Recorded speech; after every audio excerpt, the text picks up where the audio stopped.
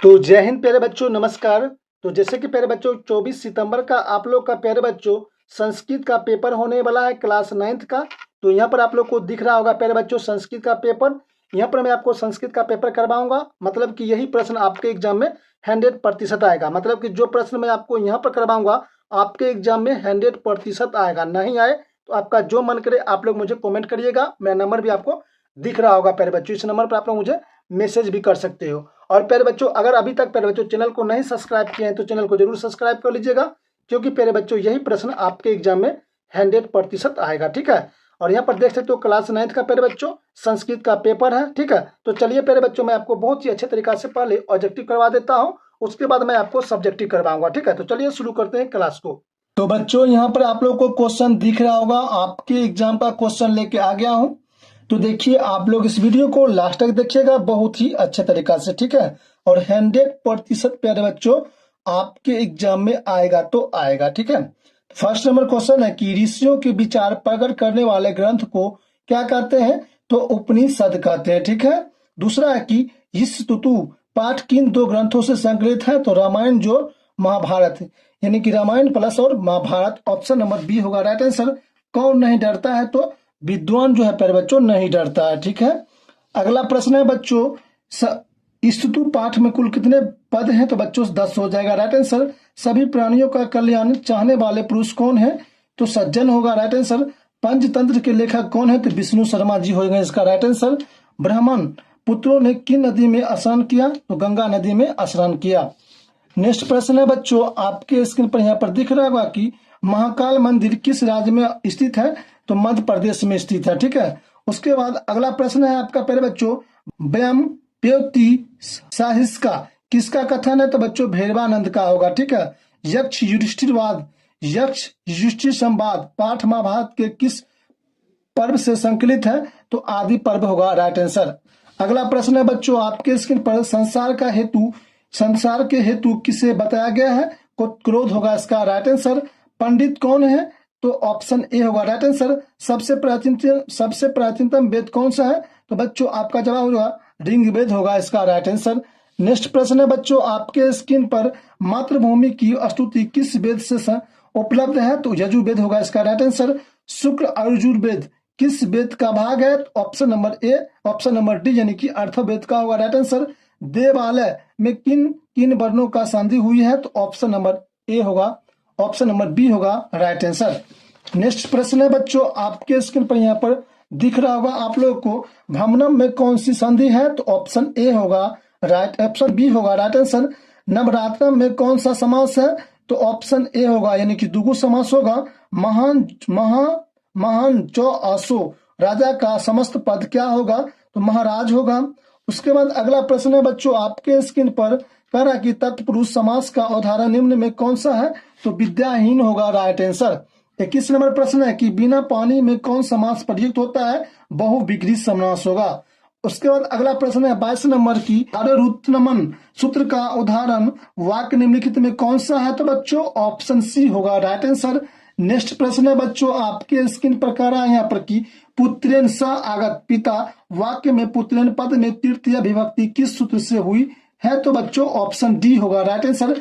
दरिद्राय dash देहि वाक्य में रिक्त स्थान में कौन सा पद होगा? तो भोजनम होगा राइट आंसर।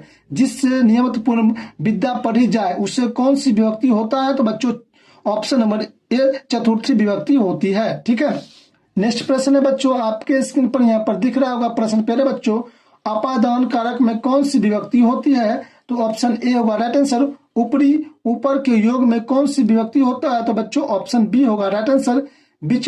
विचरति में किस उपसर्ग का प्रयोग किया गया है? तो बच्चों बी होगा राइट आंसर।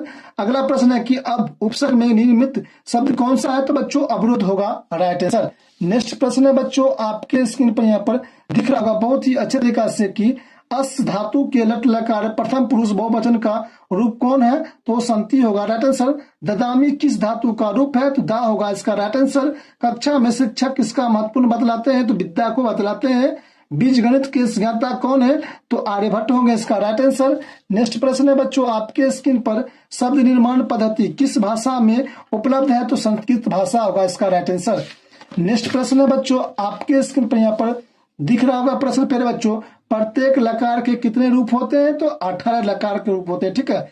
किसमें पंपा सरोवर का वर्णन किया है? तो का वाल्मीकि जी होगा इसका राइट आंसर।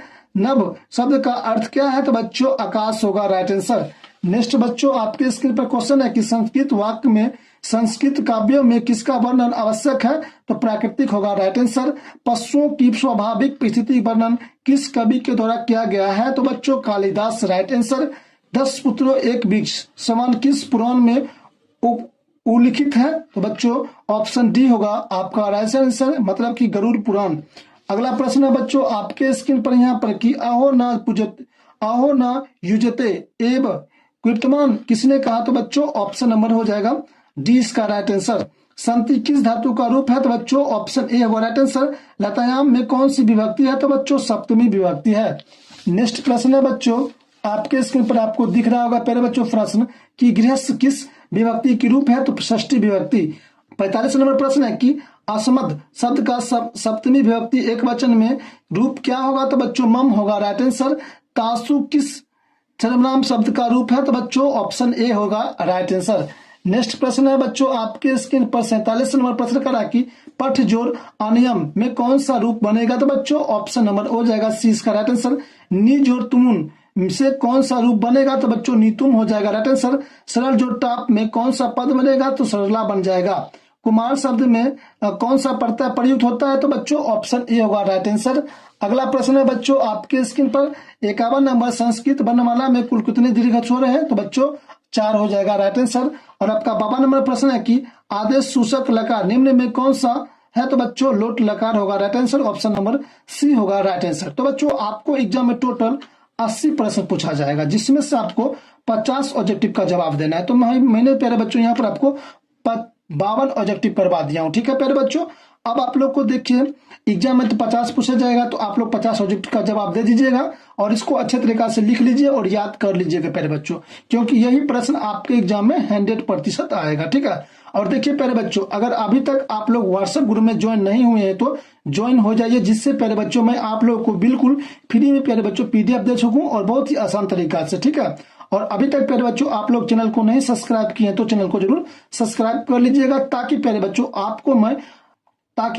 आपके लिए मैं जो इंपॉर्टेंट वीडियो अपलोड करूं आपके पास तुरंत पहुंच सके प्यारे बच्चों। तो आप लोग चैनल को जरूर सब्सक्राइब कर लीजिएगा, ठीक है। तो प्यारे बच्चों मिलते हैं आप लोगों से अगले वीडियो में, तब तक नमस्कार प्यारे बच्चों, बेस्ट ऑफ लक, जय हिंद प्यारे बच्चों।